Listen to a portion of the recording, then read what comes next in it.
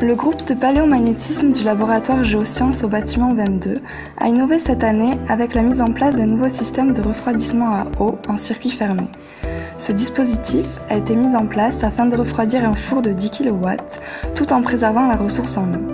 Pour mieux comprendre le système, suivons le trajet d'une goutte d'eau. Stockée dans un réservoir de 220 litres, une goutte d'eau est mise en mouvement par une pompe de 950 watts d'un coût de 300 €. Dans un premier temps, notre goutte circule dans le four et se réchauffe en abaissant la température de celui-ci. À sa sortie, la goutte passe dans une pompe à vide secondaire qui est elle aussi refroidie. Cette goutte passe alors dans l'indicateur de débit à flotteur et passe ensuite au travers d'un échangeur thermique RO qui abaisse la température à celle de la pièce. Pour un prix de 2000 €, l'échangeur, équipé de 4 ventilateurs de 57 watts chacun, assure ce refroidissement. Elle finit ainsi sa course dans le réservoir, prête pour un nouveau tour sans s'être perdue dans la nature.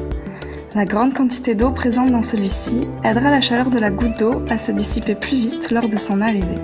Ce dispositif économe est doublé d'un système de sécurité qui, lors d'une coupure d'électricité, bascule automatiquement sur le réseau d'eau de la ville. Le coût total du dispositif est d'environ 3 600 € sans compter le coût d'installation. Il faut cependant savoir que l'ancien système consommait 250 litres d'eau par heure contre 0 à l'heure actuelle. En se basant sur un temps de fonctionnement de 24 heures pendant 5 jours par semaine durant 6 mois par an, on économise 792 000 litres d'eau, soit 2 312,64 €. Or, la consommation électrique totale du système est de 1178 watts par heure, soit un coût de 432,56 € par an. L'économie totale réalisée est ainsi de 1 880 € par an.